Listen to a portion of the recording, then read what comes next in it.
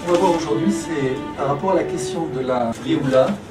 Et en fait, il y a un groupe qui va ensemble, c'est Galout, Géoula. L'un va à la place en l'autre. Il ne peut pas y avoir de Géoula s'il n'y a pas eu de Galout, et vice-versa. Donc on va voir la question de ce rapport Galout-Géoula, mais dans une perspective, est-ce qu'il y avait plusieurs options? Ou alors, on va dire les choses différemment. Est-ce que les choses devaient se passer comme elles se sont passées? Et c'est comme ça que nous devons apprendre de Pessah, de la sortie d'Égypte. Ou est-ce que les choses auraient pu se passer autrement? On va aussi poser une autre question, c'est est-ce que Dieu a voulu que les choses se passent comme ça, et donc c'est comme ça que ça doit se passer? Ou est-ce que Akadosh Baruch Hu a fait les choses par rapport à l'homme? Alors là, ça va changer pas mal de choses, parce que ce qu'on est nous habitués, c'est qu'il y a la sortie d'Égypte, on apprend la sortie d'Égypte, c'est comme ça que ça s'est passé, on va comprendre les Makot, pourquoi il y a eu 10 Makot, etc. Et tout. Mais les choses devaient se passer comme ça. Alors, deux petites remarques, toujours que faisait Manitou. La première, c'est qu'il ne s'agit pas de parler du passé. C'est pour ça que si vous avez des questions après, avec plaisir, il s'agit de parler du présent. Si on est là, c'est parce qu'en fait, la Torah va nous éclairer par rapport au présent. Et c'est notre regard aujourd'hui sur le présent qui est important. C'est ça qui va nous aider à nous diriger dans la vie, dans la communauté, puis dans la société, et puis avec nos frères qui sont en Galout.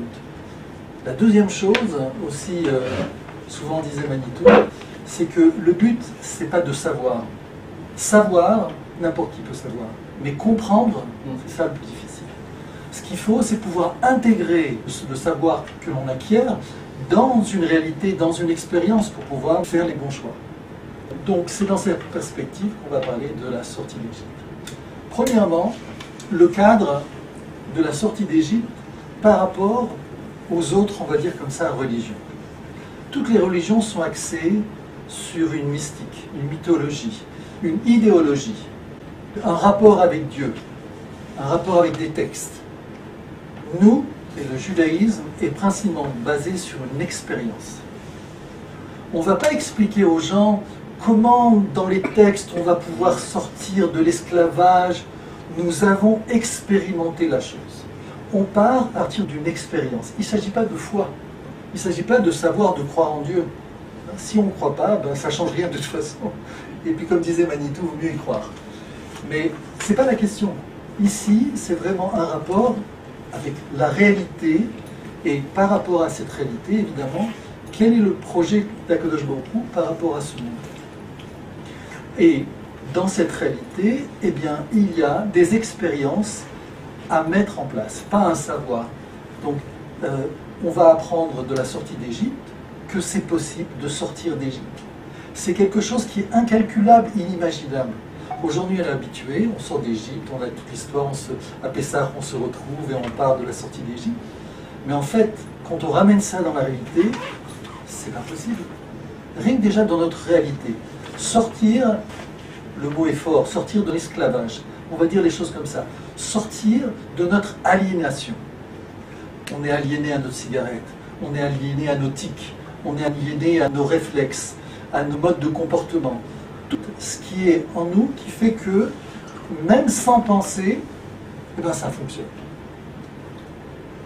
Et si ce sont ces modes de fonctionnement qui travaillent justement derrière nous, qui nous mettent des fois, dans certains cas, dans des impasses. Pourquoi? Parce que tout simplement, on est dans une situation, et puis le programme se met en place, hop, on se met en colère. On n'a même pas, il y a quelque chose qui est en nous qui fonctionne. Alors évidemment, la difficulté, c'est de casser ce programme, c'est de sortir de cette aliénation. Et c'est possible. C'est possible non seulement au niveau individuel, mais c'est possible au niveau collectif. Et au niveau collectif, regardez la situation. La plupart des pays, la plupart des États sont enfouis sous des formes de dictature. Soit c'est des dictatures apparentes, soit c'est des dictatures cachées, derrière une sorte de capitalisme, derrière une sorte d'indifférence, derrière des forces politiques. Et puis nous, petits individus, on est là et on subit. Et on se dit, mais c'est pas possible, on ne peut pas sortir de là. Eh bien, c'est ce que finalement, ce qui va apparaître et qui va sortir évidemment de la sortie d'Égypte. C'est possible. Maintenant, c'est possible comment? Nous choisissons ou c'est Akadosh Baruch Hu qui décide? C'est très important la question, parce que si on la pose à quelqu'un qui est en état d'esclavage ou en état de galoute, eh bien, son issue est fondamentale. Si je suis en état de dépression, j'ai du mal à me lever, j'ai du mal à aller me faire les courses tellement je suis enfoui par mes problèmes. Si je considère que la solution est dans Akadosh Baruch Hu, eh bien, je vais rester assis et je vais prier. Il faut prier aussi. Mais on voit qu'il y a une problématique. Si je suis en galoute et je considère que la Géoula, c'est Akadosh Baruch Hu qui fait les choses, je vais attendre. C'est une qualité d'attendre. C'est une qualité d'attendre le Mashiach. Le problème, c'est est-ce que je suis sûr qu'en attendant, je résous le problème? Parce que si j'attends trop, je suis en retard. Donc, la question ici est fondamentale par rapport à notre société aujourd'hui. Est-ce que je me mets en attente et Akadosh Baruch Hu va faire les choses, ou est-ce que j'agis? Ou les deux. Alors, on va voir que tout de suite, un texte de la Gemara va déjà nous donner une première perspective. C'est donc dans le Talmud Marat Sanhedrin, page 85a, Tzach, Aleph. Amar Rabbi Yochanan, En ben David ba, Ela bedor shekulo zakai ou kulo chaya. Rabbi Yochanan dit, le fils de David, le Messie, ne vient que dans une génération entièrement méritante ou entièrement coupable. Donc ici on voit qu'il y a déjà deux perspectives. La Gemara, nos sages, envisagent déjà deux options. On a la possibilité de choisir quelle forme de Géoula on veut. Alors, Bedor Shekulo Zakai, une génération qui est toute méritante, comme il est écrit, Va'amer Kulam Tzadikim Leolam Irshu Haaretz. Et cette génération, il dit, et ton peuple sera composé de justes, de tzaddik, qui posséderont à jamais ce pays. Netzer Matai Maase Yadai Leitpaer, et ce rejeton que j'ai planté, œuvre de mes mains, dont je me fais honneur. Si c'est une génération qui est méritante, alors tout vient dans le bonheur. Les choses sont acquises, le pays est acquis, les individus, ce sont des justes. Et tout se met en place dans le bonheur de la personne, du Ham Israël, et de l'humanité, et aussi dans le kavod, dans l'honneur d'Akadosh Baruch Hu. Les choses se passent bien. On va revenir après sur ces mots, chaque mot a son poids, vous allez voir. La deuxième option, Bedor Shekulo Chaya, dans une génération où tout le monde est coupable. Dirtiv, Vayar ki en ish, Veishtomen ki en mavgia, Vetoshia lo zero, Vetitkato i samarteu. Je traduis, pour une génération coupable, il est dit, et il s'est aperçu qu'il n'y avait pas d'homme. Il a constaté avec stupeur que nul n'intervenait. Alors c'est son bras qui lui prêta assistance, et c'est sa justice qui le soutient. Là aussi les mots ont leur poids. C'est quoi une génération qui est Kulochaya? Après on va un peu discuter de cette notion, mais ça veut dire qu'il n'y a pas d'hommes. C'est terrible. Il y a des hommes partout, mais la Gemara vient de dire il n'y a pas d'homme avec un grand H. C'est terrible. Mieux que ça, en admettant qu'il y ait des individus, il dit comme ça, alors il s'est aperçu, il a constaté avec stupeur que nul n'intervenait, une passivité. On parle d'une génération coupable, et on aperçoit qu'il n'y a pas d'homme, et il y a une certaine passivité. C'est compréhensible parce que dans une situation difficile, d'alignation, d'esclavage, comme on va le voir avec les d'Israël, comment vous voulez vous lever? Comment vous voulez être un homme? Comment vous voulez intervenir? Il n'y en a qu'un qui est capable. C'est Moshe Rabbeinu qui intervient. Vous vous rappelez l'histoire, il tue l'Égyptien, il enterre l'Égyptien. Moshe est capable d'être l'homme et il est capable d'intervenir. Mais là, le texte vient dire quelque chose de supplémentaire. Il a constaté avec stupeur que nul n'intervenait. Alors c'est son bras qui lui a prêté assistance, c'est la justice qui le soutient. C'est fondamental ici. Qu'est-ce qu'il vient dire à Kadosh Baruch Hu? C'est exactement le contraire qu'on a l'habitude d'apprendre. Quand est-ce que j'interviens? Quand est-ce que je fais des miracles? Quand c'est la dernière solution. Nous sommes habitués à voir les miracles comme une preuve de vérité. Nous sommes habitués à voir les miracles comme une preuve qui justifie les tzadiks, les sages, la connaissance, la grandeur. Voilà, tel individu a fait un miracle. Ici, dans le texte, on n'est pas dans une vision des miracles dans la mesure où c'est ça qui va prouver que Akadosh Baruch Hu est présent. C'est justement parce que lorsque l'homme n'est pas capable, alors Akadosh Baruch Hu intervient. Mais il intervient par la main de la justice, par opposition à la main de la Rahmanout, de la miséricorde. Donc là, ici, c'est tranchant, c'est dur, ça fait mal. Alors, dans le cadre de la sortie d'Égypte, on va voir que cette Géoula est problématique pour plusieurs raisons.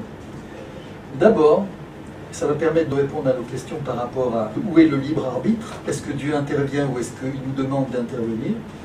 Première question que posait Manitou, il disait comme ça, la première question, et les Chachamim aussi posent cette question, c'est pourquoi 10 plaies? Nous savons que la plaie d'Égypte, la plus efficace, celle qui a permis que nous sortions d'Égypte, eh bien c'est la plaie des premiers-nés. Donc si l'objectif d'Akadosh Baruch Hu c'était que nous sortions d'Égypte, voilà, c'est très simple, la plaie des premiers-nés. Pourquoi 10?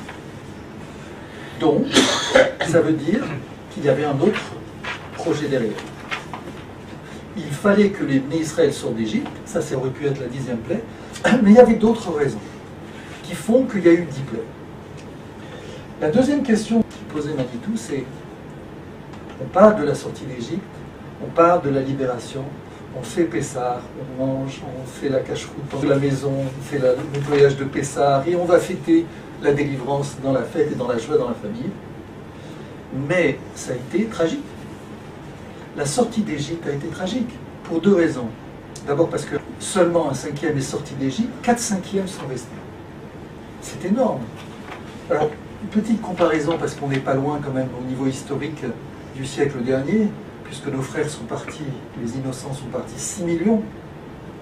C'est catastrophique, c'est inimaginable, c'est impensable. Il n'y a pas de mots, c'est insupportable. 6 millions, si on arrondit un petit peu le nombre de juifs qu'il y avait à l'époque, je ne sais pas, c'est 15 millions, 20 millions, 15. Nous sommes à peu près à 50%.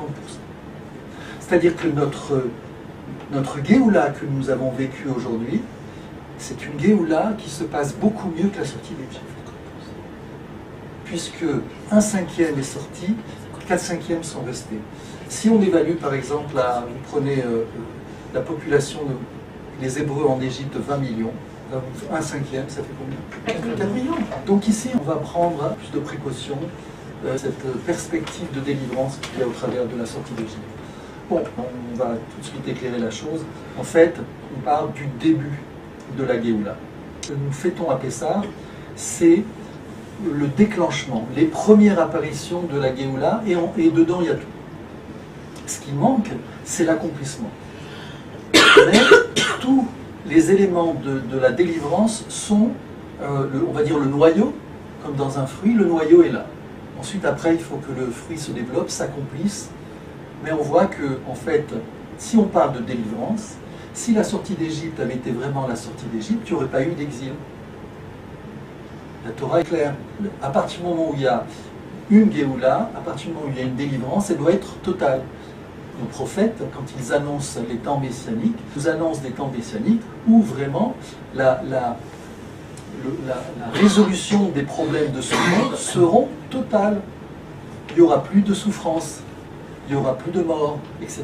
Donc ici, on est dans une situation intermédiaire. Il y a eu la sortie d'Égypte, il y a eu le don de la Torah. Moshe nous a permis de sortir, on est rentré en Égypte, mais voilà, c'est resté en suspens. La deuxième chose, et il faut, on va un petit peu développer aussi, c'est que toute l'Égypte a été détruite. Alors, il faut penser ici, le judaïsme est un monothéisme total. Nous sommes tous des créatures d'Akadosh Baruch Hu. Nous et les goïms. Tout le monde et les animaux, chaque être est une créature d'Akadosh Baruch Hu. avec cette étincelle d'Akadosh Baruch Hu. Donc on ne peut pas être indifférent à cette question aussi. C'est pour ça qu'à Pessah, avant Pessah, nous avons le jeûne des premiers-nés, les Chachamim de dire que ça concerne le fait que nous jeûnons aussi par rapport à la mort des premiers-nés. Mais la question se pose parce que si on a une perspective de la Géoula comme aujourd'hui, elle se situe à un niveau international. C'est toute l'humanité qui est concernée. Ce qui, du temps de l'Égypte, était concentré au niveau d'une région, l'Égypte et Israël, eh bien aujourd'hui a explosé, s'est étendu à la terre tout entière. Donc, si on prend le schéma de la sortie d'Égypte, eh bien il y a un cinquième qui sort, pas facile à avaler, et puis surtout, les goyim disparaissent. C'est ça. C'est-à-dire que si on prend, comme on a dit, l'exemple que la Torah nous donne de la Géoula, pas comme un exemple du passé, pas comme un point limité dans l'espace comme dans le temps, mais comme la situation que nous vivons aujourd'hui, ça veut dire que si nous espérons dans la Géoula telle qu'elle est dans la Sodome, ça veut dire que, eh bien, nous, une petite partie sera sauvée et le monde sera détruit. Ce qui n'est pas imaginable, qui n'est pas acceptable. Donc comment on va résoudre ce problème?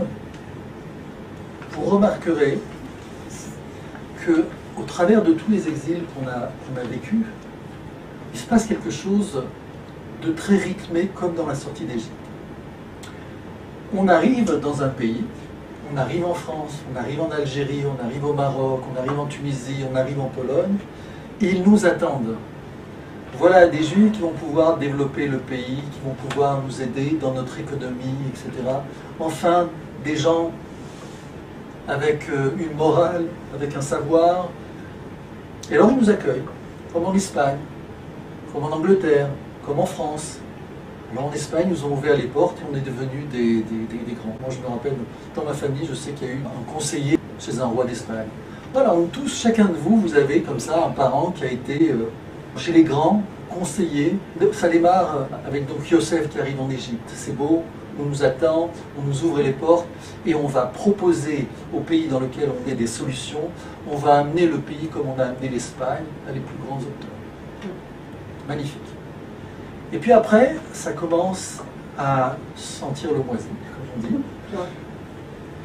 Et puis, alors il se passe deux choses, toujours la même chose. C'est, au niveau du judaïsme, ça commence à baisser. Il commence à avoir de l'assimilation. Les Espagnols sont jolis. Les Espagnols aussi, les hommes aussi. Et donc on commence à... Et puis c'est intéressant, la culture espagnole. Et puis on commence, la nourriture aussi.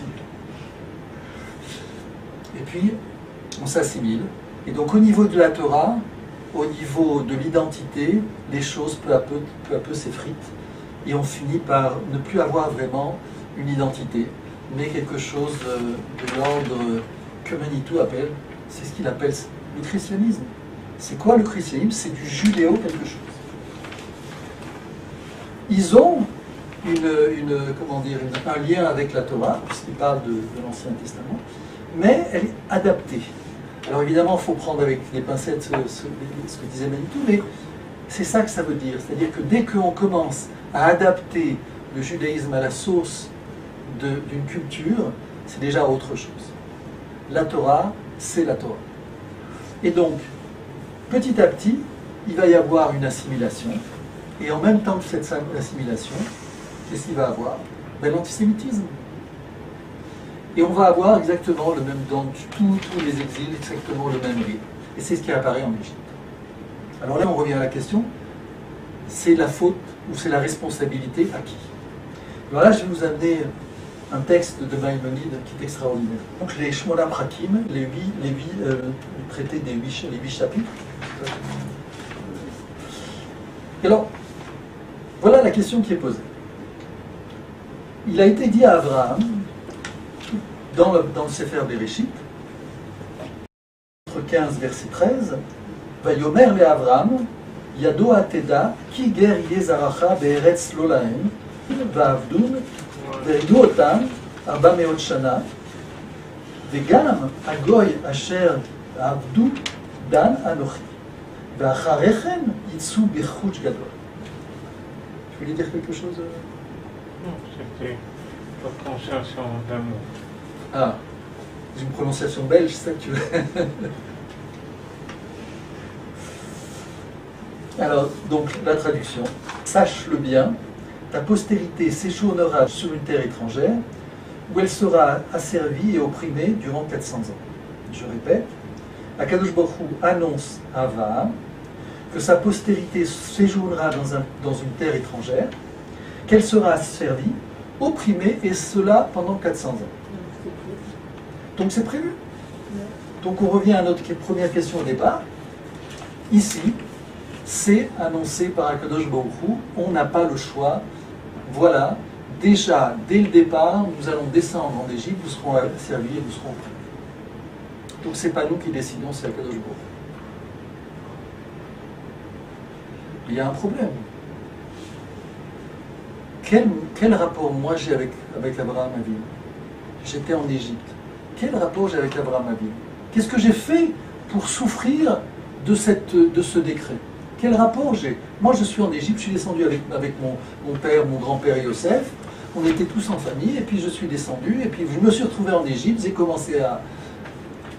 Quelle faute j'ai fait 400 ans avant, du temps d'Abraham?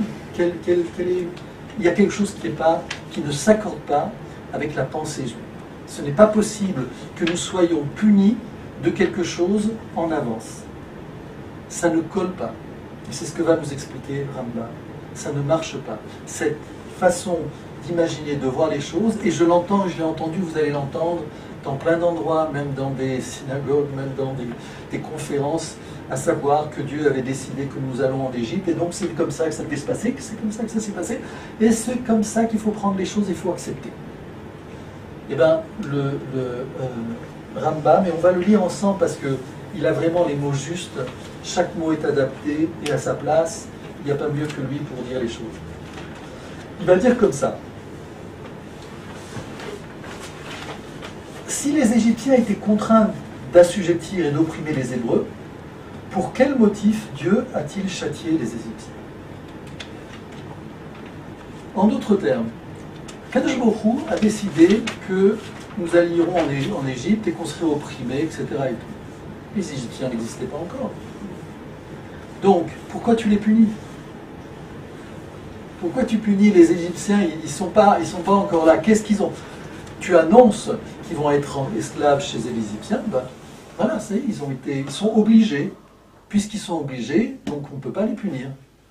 Donc ici, il y a une problématique, une question qui est posée. Comment Akadosh Baruch Hu peut punir les Égyptiens alors que c'est un décret?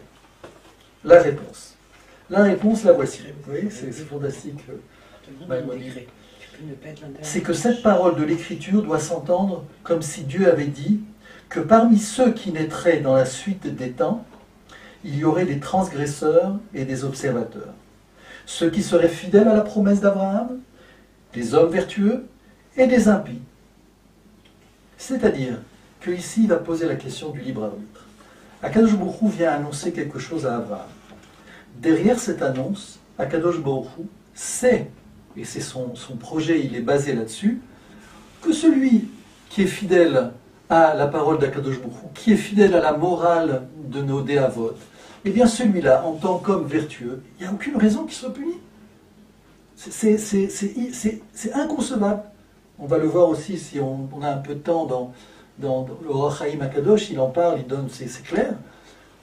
Akadosh Baruch Hu ne fait pas descendre du mal, il n'y a pas de mal qui vient d'Akadosh Baruch Hu. Ça c'est un principe qu'il faut vraiment se rappeler.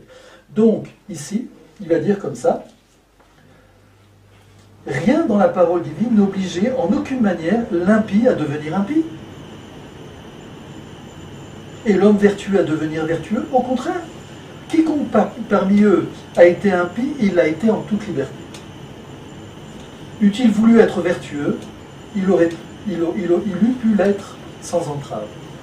C'est-à-dire que s'il avait voulu se comporter d'une autre manière, eh bien, il aurait pu. Même s'il avait dans l'idée il va plus loin, le Rambam.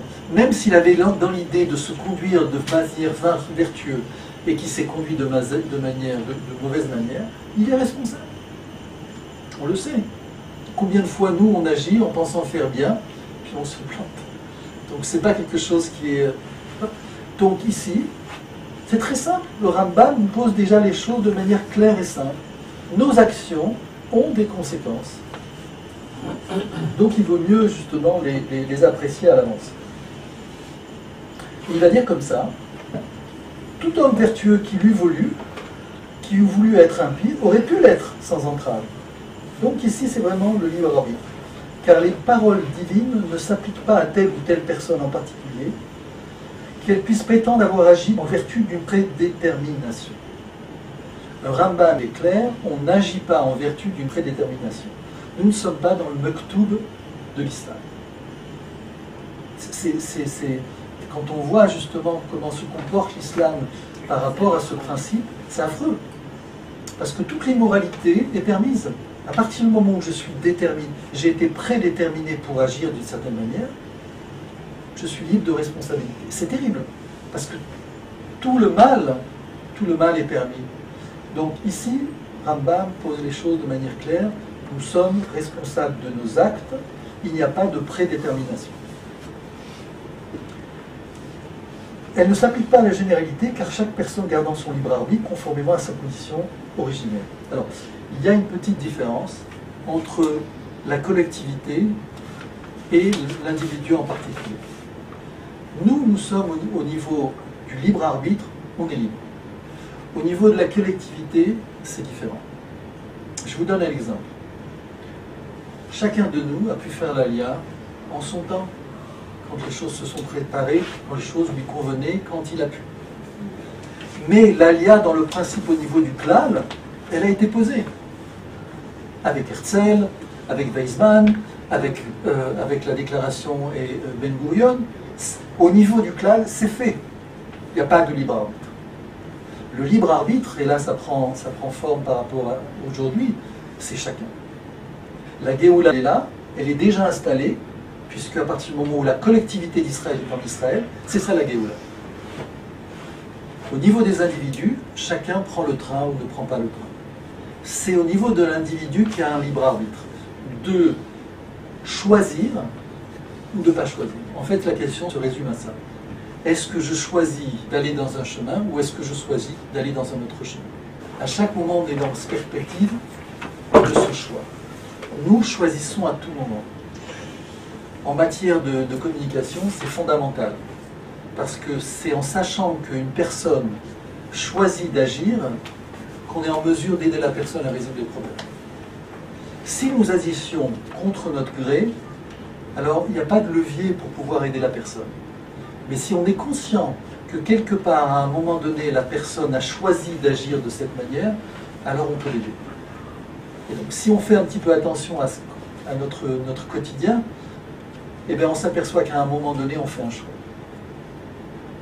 Au niveau de notre alia, à tous les niveaux, il y a un moment donné où on choisit d'eux.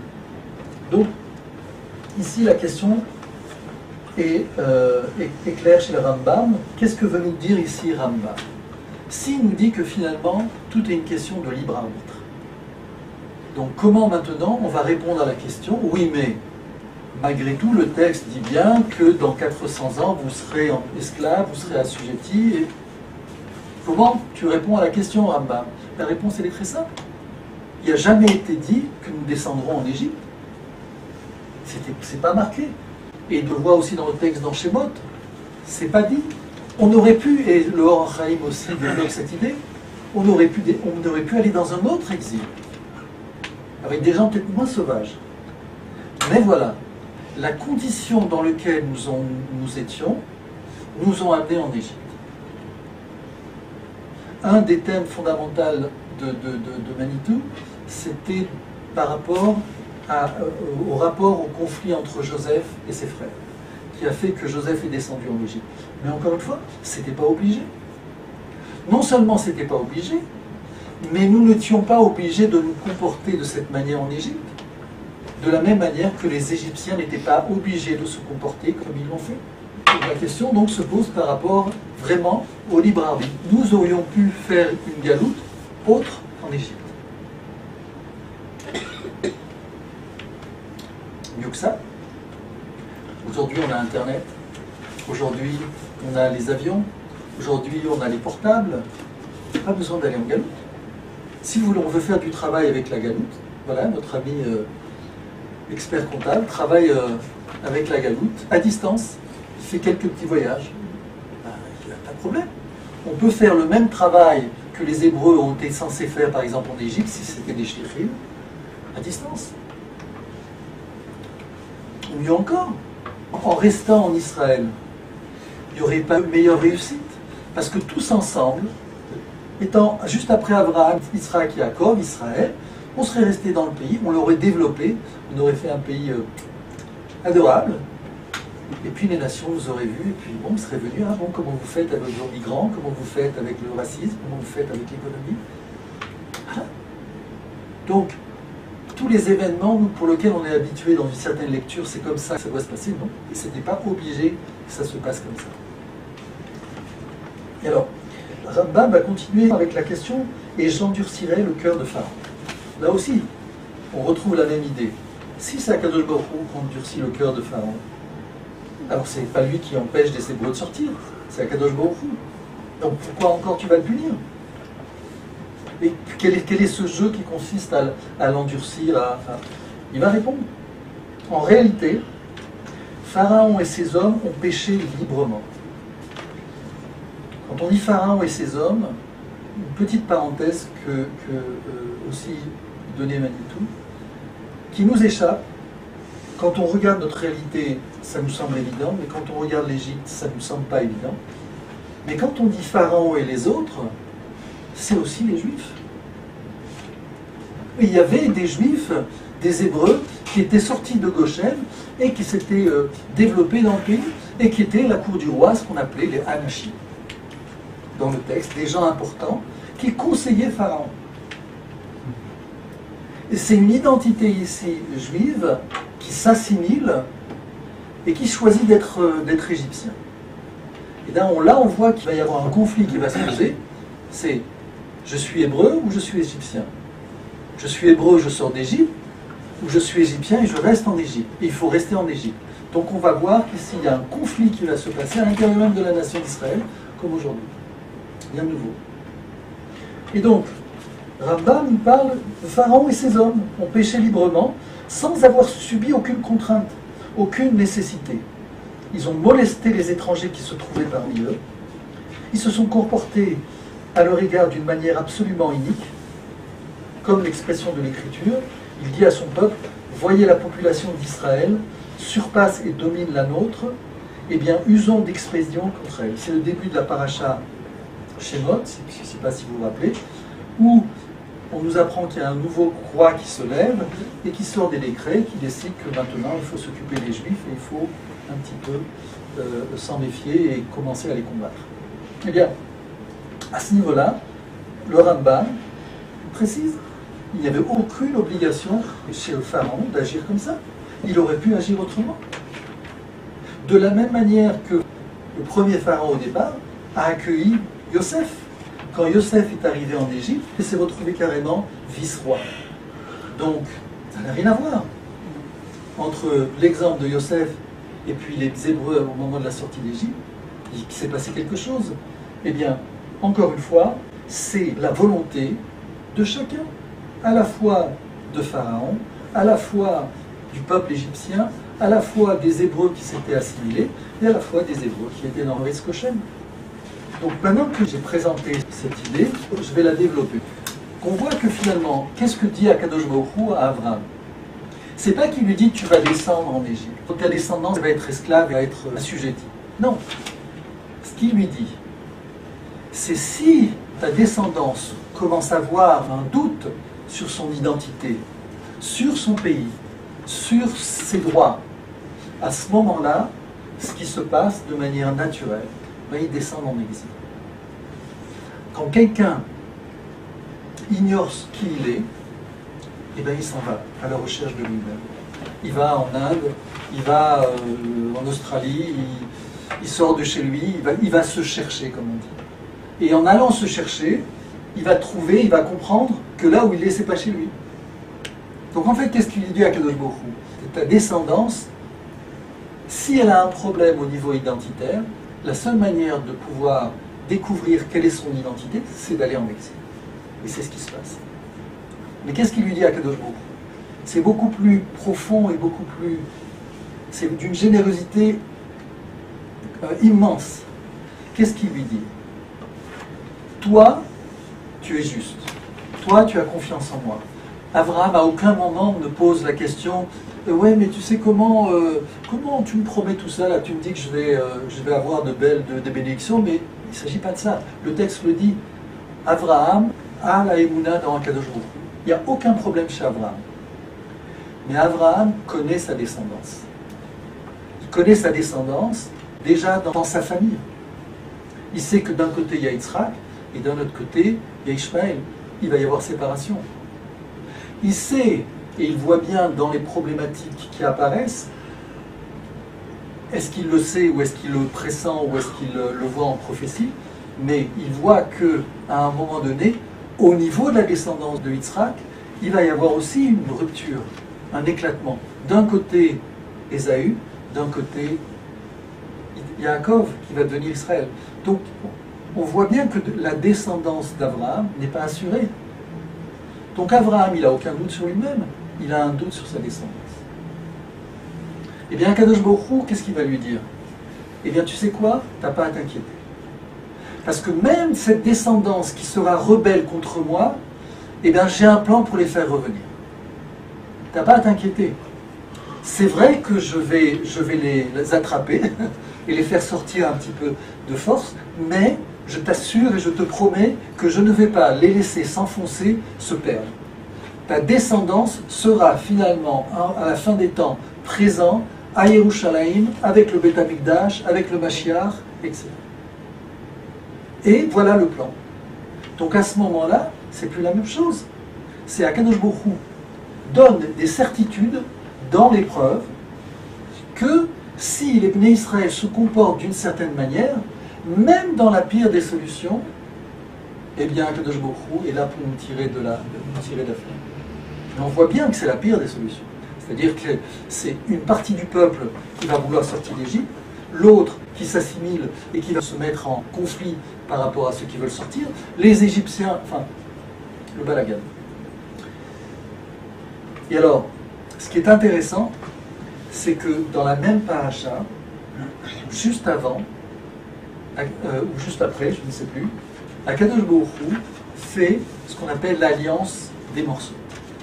Brit Abetarim. J'ai trouvé l'enseignement dans les Pirkei Eliezer, c'est un midrash des Tanaïm, du temps des Tanaïm, et il met en évidence finalement quel est le sens de cette alliance des morceaux. Il dit comme ça, Akadosh Baruch Hu dit à Abraham, qui lui annonce qu'il va sortir d'Ur Kasdim, mais regardez le texte. Vayomer Elav, Ani Adonai asher hotzeticha miur Kasdim, latet lecha et haaretz hazot. Les Rishta. Ça vous dit rien, cette forme d'annonce? Je reprends. Vayomer Elav, Ani Adonai asher hotzeticha miur Kasdim, latet lecha et haaretz hazot. C'est exactement les mots qu'on voit à la sortie d'Égypte. C'est exactement, on est dans le même modèle. Eh bien, à partir de là, Abraham pose la question, comment saurais-je que j'en suis possesseur? Bema Eda Kiani Arishana. Comment je sais que je vais posséder ce qu'on disait tout à l'heure? Quelle certitude que ma descendance, malgré le fait que je vois qu'il y a des problèmes qui sont véhiculés, qu'est-ce qui va m'assurer que tu vas sortir ma descendance des problèmes et les ramener en Eretz Israël? Et il lui dit comme ça, prépare-moi une génisse âgée de 3 ans, une chèvre de 3 ans, un bélier de 3 ans, une tourterelle et une jeune... Alors c'est pas forcément une tourterelle, certains disent que c'est un taureau, c'est un taureau, il y a une différence, et une jeune colombe.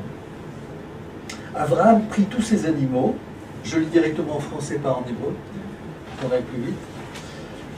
Donc Abraham prit tous ces animaux, divisa chacun par le milieu, déposa chaque moitié en regard de l'autre, mais ne divisa pas l'oiseau. Donc ici on a une sorte de sacrifice, il prend des animaux, il les coupe. Quel est le lien avec Abraham qui nous pose la question par rapport aux exils futurs? Et là, le Pirkei Eliezer va nous donner des préenseignements qui vont être ensuite par le Maharal au niveau des 4 empires. Ici, vous avez 5 animaux, dont 4 qui préfigurent les 4 empires dans lesquels nous allons être soumis et en esclavage. Alors, la première, c'est celle qui est la plus importante, la génisse, c'est le 4e empire. Celui sur lequel nous vivons la domination, c'est l'empire d'Édom, le royaume d'Édom.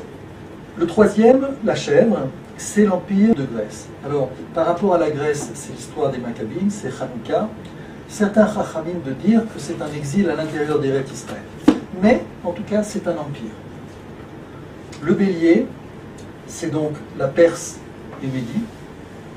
Et le taureau, c'est le royaume d'Ishmaël. Donc ici, on a les 4 forces qu'aujourd'hui, on voit encore de manière plus évidente, sur lesquelles on a vécu une domination. Akadosh Baruch Hu déjà désigne à Abraham, voilà, si le peuple, les Béné Israël, ne sont pas au niveau d'être Béné Israël, il va y avoir une force qui va la remplacer. Quand Israël n'est pas à sa place, quand Israël ne fonctionne pas comme il faut, eh bien une force apparaît dans le monde qui prend le flambeau. Quand on dit c'est une force, c'est une véritable nation qui reçoit d'Akadosh Baruch Hu une véritable puissance. On voit que, étant donné la faiblesse d'Israël, eh bien des empires apparaissent. Et donc forcément, Israël traverse ces empires. Et il y a, si vous voulez, un rapport entre une force qui reçoit sa force d'Akadosh Baruch Hu, et puis Israël qui est affaibli au niveau de son identité, au niveau de sa vocation. Et c'est ce qui est annoncé finalement à Abraham. Donc vous voyez ici qu'on ne peut pas dire que Akadosh Baruch Hu promet une détermination, que nous sommes déterminés à aller en Égypte. Il est en train de lui définir, avec la ligne, les principes de la galoute. Juste pour vous donner une image de ce que ça veut dire. Vous avez entendu parler du char céleste, les Chizkiel, avec les 4 figures animaux qui portent ce char.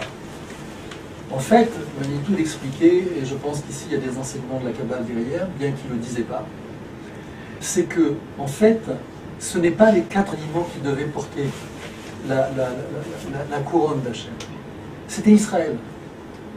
Mais comme Israël n'est pas en mesure de le porter, alors ce sont ces 4 forces qui sont divisées, qui vont porter la couronne d'Hachem.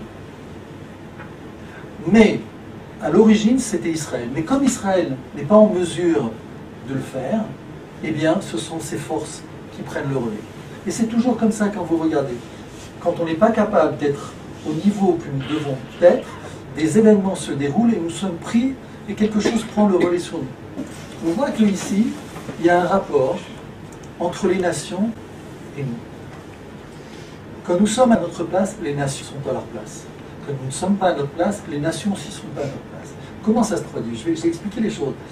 C'est que quand Israël n'est pas à sa place, et va en Babylone, qu'est-ce qui va se passer?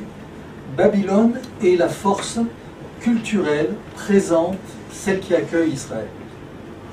Elle va à la fois opérer 2 choses. Elle va s'affirmer en tant que culture, parce qu'elle est consciente de la force qu'elle reçoit d'Akadosh Baruch Hu, et en même temps, elle va essayer de se sourcer par rapport à la Kedusha, par rapport à Israël qui est présent. Mais voilà, Israël ne va pas assumer son identité. Assumer son identité à ce niveau-là, c'est très simple. C'est reprendre des forces au niveau économique et de revenir en Israël pour construire le temple, pour permettre à la nation chez laquelle elle était de pouvoir justement profiter de la bracha. Mais voilà. nous ne sommes pas conscients de notre identité, et alors c'est le processus inverse. C'est quoi le processus inverse? Je vais vous donner un exemple, c'est la naissance. Quand une femme est enceinte, ici c'est un processus naturel, extraordinaire. 9 mois après, l'enfant apparaît. Mais si la mère ne veut pas libérer l'enfant, si elle veut garder l'enfant dans sa matrice, à ce moment-là, les deux vont souffrir. L'enfant à l'intérieur, la mère et la mère. Et c'est ce qui se passe. À un moment donné, Israël, avec les nations, on doit, on va dire, accoucher des temps messianiques. On doit accoucher, si vous voulez, la réussite du monde. Et c'est un processus qui se passe avec les nations. Mais quand Israël refuse de sortir, c'est l'embryon qui refuse de sortir. Quand l'Égypte ne permet pas à Israël de sortir, c'est la mère qui refuse à l'enfant de sortir. Donc dans ces cas-là, c'est la catastrophe. Les deux se tuent. Donc, ici, il y a un problème. On revient encore par rapport à la sortie d'Égypte. Si Israël n'est pas prêt à sortir, si l'Égypte n'est pas prêt à offrir à Israël à sortir, on est dans le problème. En fait, ce qui aurait dû se passer en Égypte, c'est quelque chose de très simple. C'est une association entre les forces spirituelles, créatives, morales, la Torah d'Israël, avec les forces économiques de l'Égypte.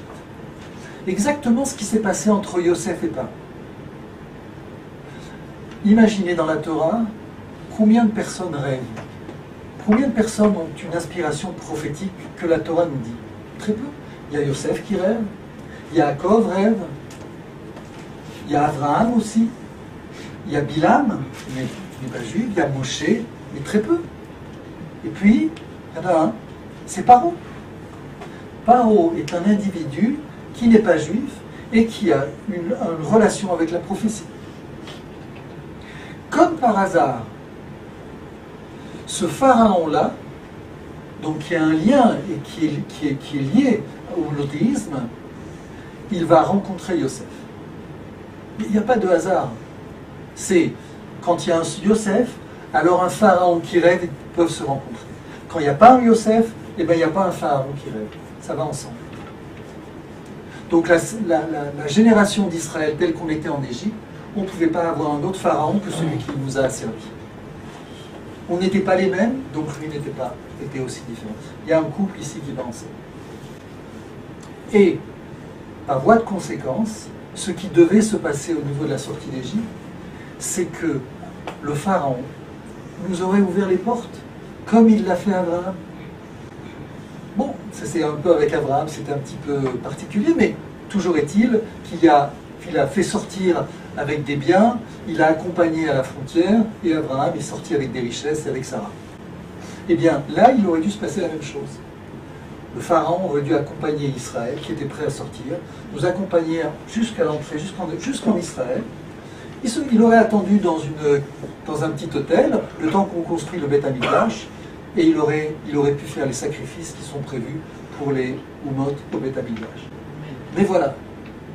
Comment vous voulez éduquer quelqu'un alors que nous-mêmes on n'est pas éduqués? C'est pas possible. Donc en Égypte, comment on aurait pu éduquer l'Égypte, Pharaon, alors que nous-mêmes on était arrivés au 49 niveau d'impureté. Ce n'est pas possible. Donc ici, Akadosh Baruch Hu doit intervenir.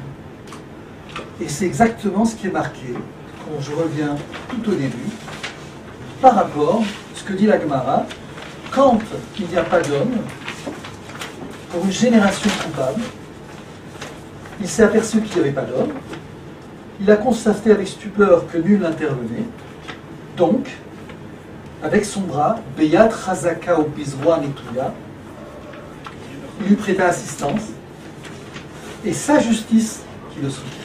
Et donc sa justice, ce sont les plaies, ce sont les Makot qui sont arrivés sur l'Égypte, qui ont aussi agi sur Israël, qui fait qu'on est sorti. Mais a priori, ça aurait pu se passer autrement. Une génération, Kulo, Zakai. Et donc, Manitou faisait soulever un point. Comment c'est possible une génération Kulosakai? C'est-à-dire une génération où il n'y a que des tzadiks. Ça n'existe pas. Une génération où il n'y a que des méchants. Ça n'existe pas. Donc de quoi il s'agit? Ça, c'est un enseignement du Rav Kook. En fait, on parle de majorité, tout simplement. Quand on est dans une génération où la majorité sont méritantes, alors les portes s'ouvrent et tout se passe dans le bonheur. Quand on est dans une majorité où la génération est déméritante, même s'il y a des tzadikim, alors ça se passe comme ça doit se passer. Et ici, c'est la difficulté que l'on a aussi aujourd'hui. Aujourd'hui, on est dans une situation où on se demande mais comment vont venir les solutions? Comment vont venir les... Eh bien, effectivement, il y a au niveau collectif ce qui a été décidé par Akadosh Baruch Hu, ça viendra. Il a promis au Havot qu'il va nous libérer de l'esclavage, il va nous libérer de ce monde de souffrance, ça va se passer. Ça va se passer selon notre libre arbitre, avec nous ou malgré nous. Et donc à ce niveau-là, on ne peut plus être dans une situation passive. Attendre que les choses, que les événements vont agir sur... Nous sommes obligés d'intervenir. Comme chacun, et comme on sait, tous nos amis qui interviennent, chacun à son niveau, il fait ce qu'il doit faire, mais c'est ainsi. Je voyais un exemple, parce que vraiment j'ai été très choqué, c'est tout ce qui se passe avec les jeunes, ce qu'on appelle les jeunes des collines. Ces jeunes qui sont pris par le Shabbat, et qui sont des mineurs, et qui sont, mis dans des conditions pour les forcer à avouer quelque chose. C'est-à-dire quelque chose que même le Shabbat ne fait pas par rapport, des fois avec des terroristes ou simplement des criminels, des jeunes qui sont mineurs, en plus supprimés de leurs droits, et en plus mis dans des conditions dans lesquelles ils vont avouer les fautes qu'ils n'ont pas faites. C'est terrible, terrible. Et donc, ici, évidemment, ce n'est pas une critique que je fais par rapport au service secret. C'est sûr que, comme toute chose, il y a toujours une petite minorité. Et ça suffit à ébranler toute la maison. Et donc, on a affaire comme ça à un certain nombre comme ça de défis, de difficultés. Toute la question, c'est quel rapport au niveau individuel, au niveau collectif, on va avoir avec ces épreuves. Eh bien, la réponse, elle est très simple. Nous devons agir à notre niveau. Pas plus. Akadosh Baruch Hu, lui, la machine, il s'en occupe. Mais au niveau personnel, au niveau individuel, familial, on va dire comme ça, les choses dépendent de nous. C'est-à-dire quoi? La Géoula peut venir plus facilement ou plus difficilement. Peut-être un peu surpris d'entendre que Ismaël c'est un des 4 empires. Bonne question. C'est effectivement une difficulté chez le Maharal, à savoir, il pose la question, en fait, quand il y a les 4 empires, il n'y a pas d'Ishmaël. Il n'y a pas Ishmaël. Mais c'est magnifique parce qu'en fait, et là c'est lié à des événements que nous vivons aujourd'hui, c'est-à-dire que le Maharal a défini ce qu'on appelle les 4 empires qui sont censés prendre le relais sur Israël lorsque Israël n'est pas à sa place. Et donc aujourd'hui, par exemple, on voit finalement c'est l'Occident qui domine le monde. Il y a effectivement la grande puissance des États-Unis, mais derrière la grande puissance des États-Unis, est-ce que disait Manitou, la puissance du christianisme, la chrétienté, qui s'est développée dans le monde entier. Mais ce que nous voyons aujourd'hui, dans les problèmes qui sont posés à Israël, dans les tentatives de nous détruire, de nous anéantir, ce qui apparaît le plus, c'est Ishmaël, et avec l'islam, en particulier l'Iran. Donc, comment les Chachamim, eh bien, le Maharal, donc il y a 300 ans, a déjà dit Ishmaël, c'est la Perse. Ishmaël, c'est la Perse. Il y a 300 ans, il dit ça. En fait, l'empire de Perse, à notre époque, c'est Ishmaël. Ça veut dire quoi à notre époque? Je ne sais pas si vous avez remarqué, il y a 70 ans, ou on va dire 60 ans, l'Iran, c'était autre chose. Tout d'un coup, c'est devenu l'islam. Et c'est pas seulement l'islam, c'est vraiment la force centrale, on va dire. C'est l'islam qui s'assume, en fait. Hein? C'est l'islam qui s'assume en tant que puissance conquérante. Oui, et qui est derrière toutes les forces terroristes dans le monde. L'Iran est vraiment ici porteur de cet islam conquérant et brutal. Eh bien, en fait, il y a eu, comme s'il y avait je ne sais pas comment le Maharal a pu y voir les choses, mais il a vu qu'en fait, la Perse devenait finalement Ishmaël.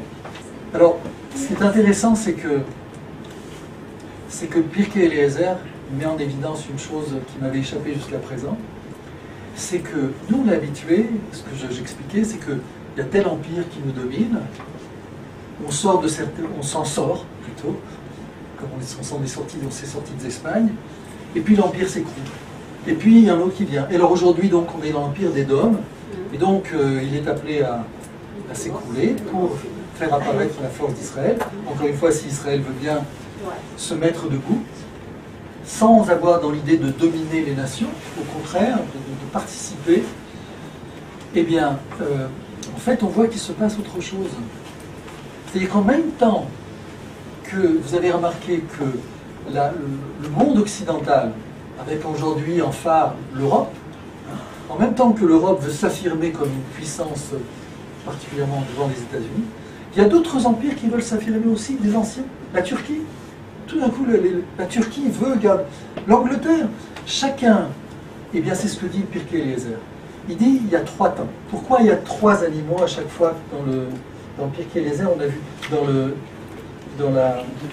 passou, dans le verset concernant Abraham, le Rit Ben Abetarim, c'est-à-dire l'alliance des morceaux, Akadosh Baruch Hu lui demande à chaque fois 3 animaux.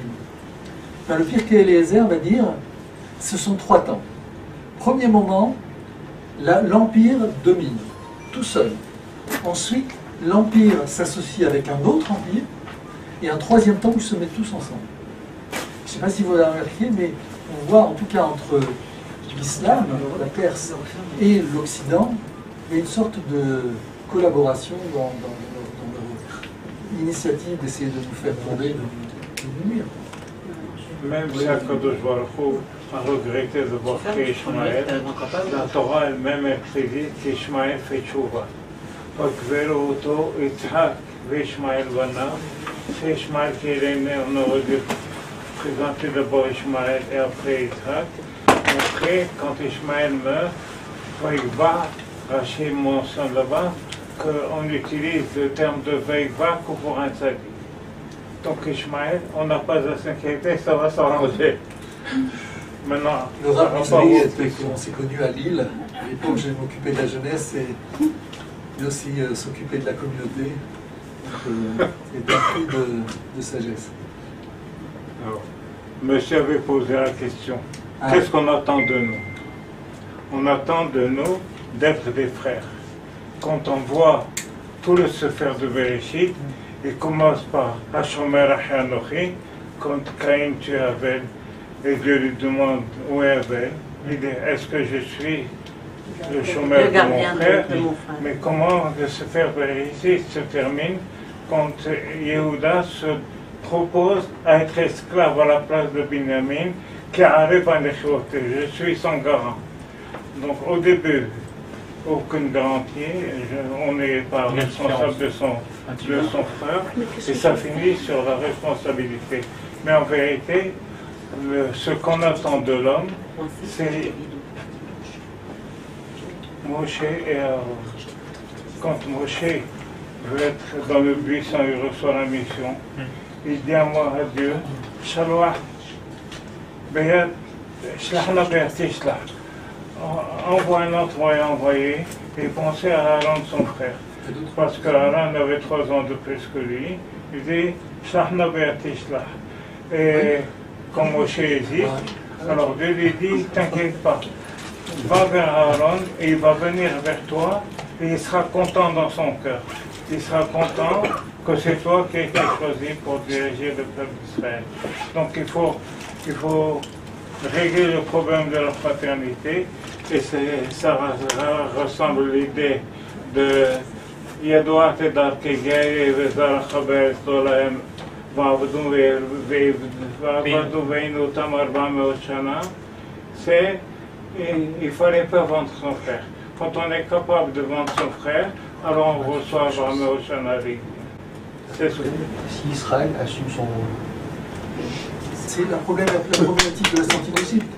C'est-à-dire qu'en fait, du fait que nous n'étions pas au niveau que nous devions être, alors les choses, et donc l'Égypte, par conséquent, quand on a demandé aux Égyptiens de se mettre au niveau de la Torah, on peut demander à Israël d'être au niveau de la Torah, et de... Mais c'est nous qui pouvons aider les nations. Et Manitou allait plus loin, parce qu'il parlait par exemple des chrétiens, il disait qu'ils sont vraiment dans une situation grave. Parce que jusqu'à présent, ils pouvaient s'imaginer qu'ils étaient Israël. Ils pouvaient continuer dans leur imagination messianique, tout ce qu'ils veulent. Mais aujourd'hui, ça tombe complètement à l'eau. Donc, qu'est-ce qu'il leur reste? Si ce n'est que l'angoisse, ou si ce n'est que comment ils vont s'en... Eh bien, à ce niveau-là, c'est nous. Donc, on a le devoir d'être nous-mêmes, d'assumer notre vocation, et en assumant notre vocation, on aide. Or, la goïne, comme on dit, on éclaire les nations. Assumer notre vocation. Oui. Objet de la création, peut-être. Objet de la création. L'objet de la création, c'est... Nous fêtons les 3 fêtes de pèlerinage en souvenir de la sortie d'Égypte. Comment on dit en hébreu la sortie d'Égypte? Comment nous sommes habitués à dire? C'est Cherikat Mitzrayim. Or, nous parlons aujourd'hui tous d'hébreu. Si on voulait donner cette idée que c'est le souvenir qu'on se sort, on aurait dit Zecherikat Mitzrayim. Or, nous rappelons à chaque fois que l'on fête, et tous les Shabbatot, tous les Chagim, on rappelle l'échec de la sortie d'Égypte. Il fallait sortir l'Égyptien de l'Égypte. Il fallait non seulement réussir à sortir, mais sortir l'Égyptien de ce qu'il est. Donc, au Lagoïm.